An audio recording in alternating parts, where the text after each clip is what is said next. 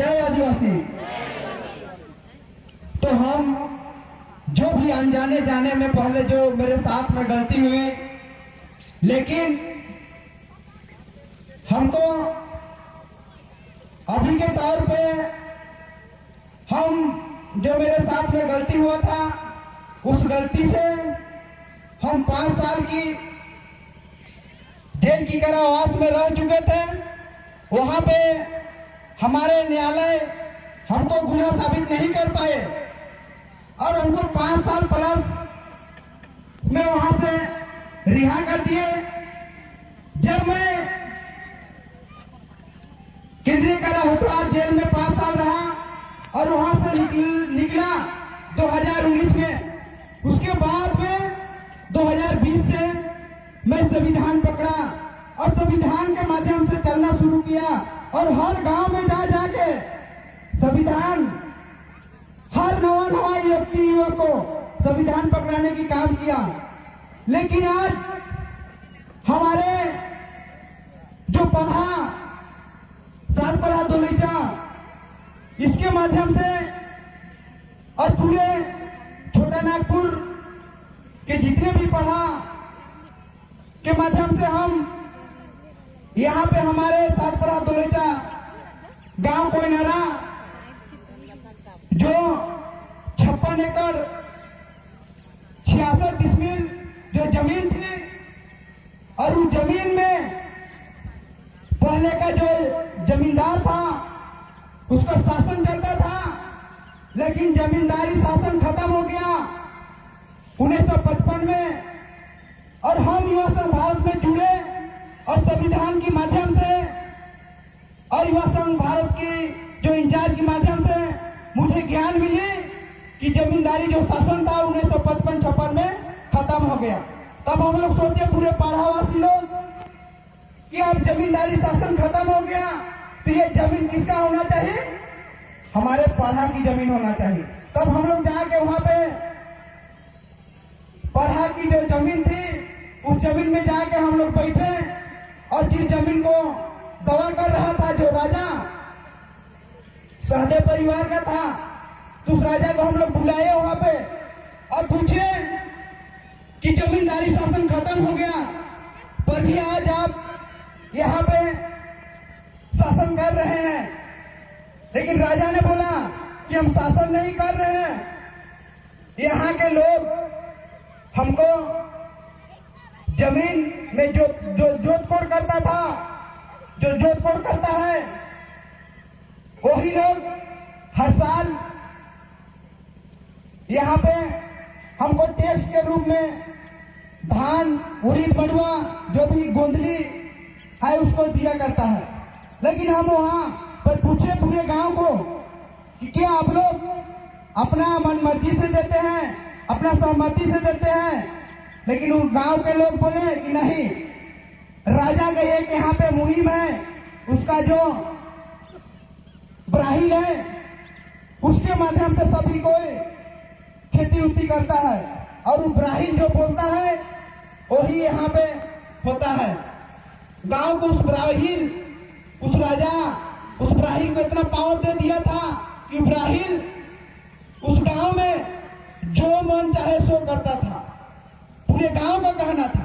तब वहां पे हम लोग बैठे कि ये मामला थोड़ा सा बड़ा है, तो वहां पे राजा को भी बुलाए, राजा को पूछे कि आज भी आप यहाँ पे शासन कर रहे हैं?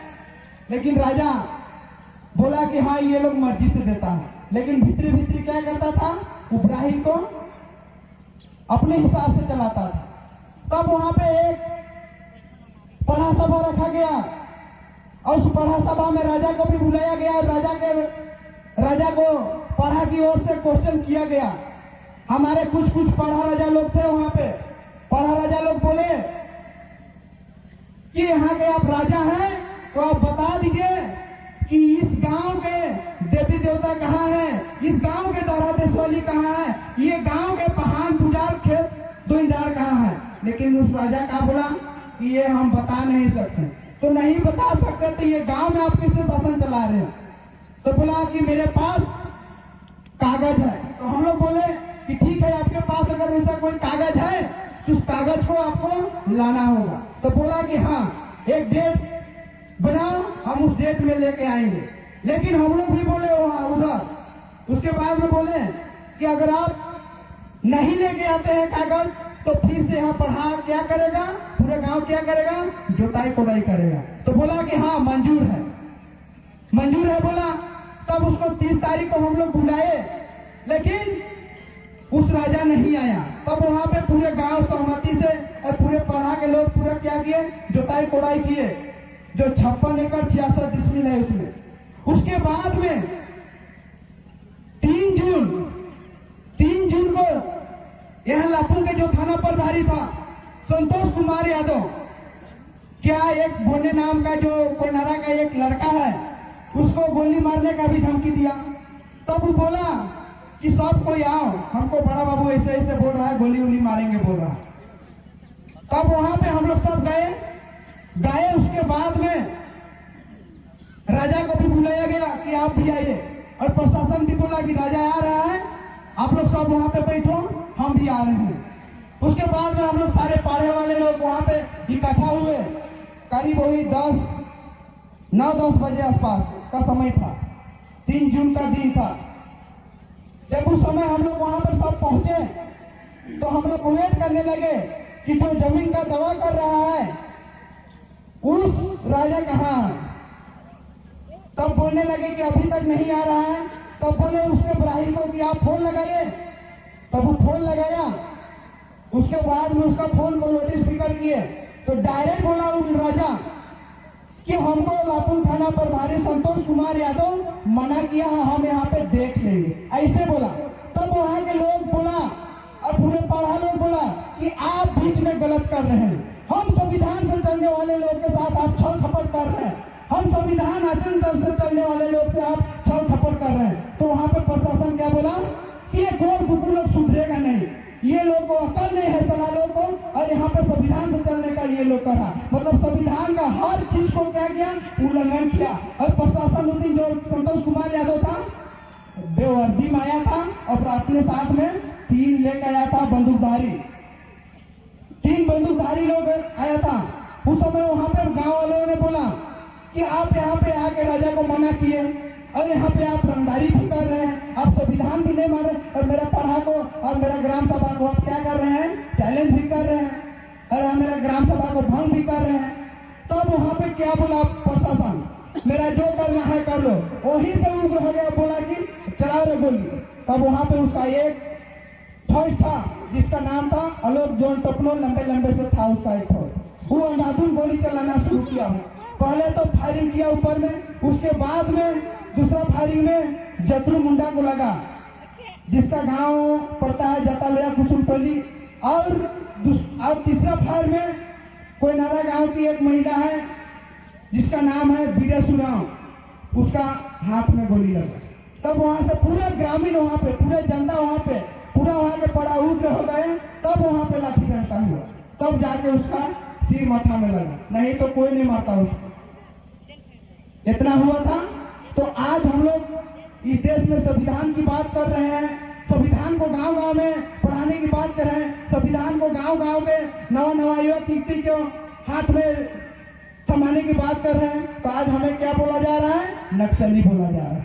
तो चलिए यही से अपने वाणी को अंत करता हूँ और लास्ट में सभी को जय जोहार, जय संविधान।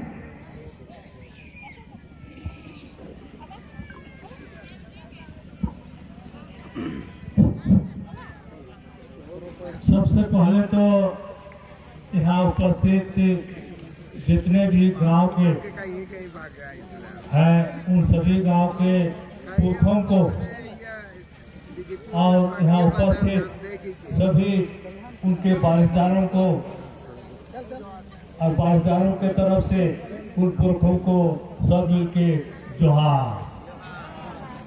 उसके बाद उपस्थित सभी उनके वारिसदारों को भी पढ़ा के द्वारा जोहार। उत्पन्न जो विवाद है उस विवाद का प्रत्यक्षदर्शी आंखों देखा झेला हुआ व्यक्ति आप लोग के सामने अपना बयान जारी किया। इस बयान में को आप लोग ने गहराई से सुना और उसके पहले संविधान भी पढ़ा, उसके पहले अधिकार भी सुना, हक भी सुना। उसके बाद आप लोग के पास एक सवाल है कि क्या ये जो हम लोग के साथ, क्या इस गांव के साथ हुआ है, जो कार्रवाई पुलिस या कार्रवाई जो भी व्यवहार, वो क्या सही हुआ है? ये कार्रवाई जो पुलिस के द्वारा हुआ या किसी के द्वारा हुआ, ये क्या सही हुआ है? सही नहीं हुआ है। तो अब और सवाल उठता है कि भाई जिन्होंने हमारा संवैधानिक स्तर पर काम करने वाले, संविधान का फॉलो करने वाले, सरकार का काम करने वाला, उनको संविधान से चलना चाहिए, वो संविधान से नहीं चल के उन्होंने असंवैधानिक तौर तरीका से हम लोगों के ऊपर इस प्रकार का गोली भी चलाया, आदमी भी मारा और उसके बाद जेल भी भेजा। तो इस व्यक्ति जिन्होंने इस कृत्य को किया है, उस व्यक्ति के ऊपर कार्रवाई होगा या नहीं? कार्रवाई होगा या नहीं? कार्रवाई होगा या नहीं? थानेदार को 5 जगह जेल में रहा है बेचारा, उसको भरपाई देना होगा उसको। सर्व समिति से आप लोगों का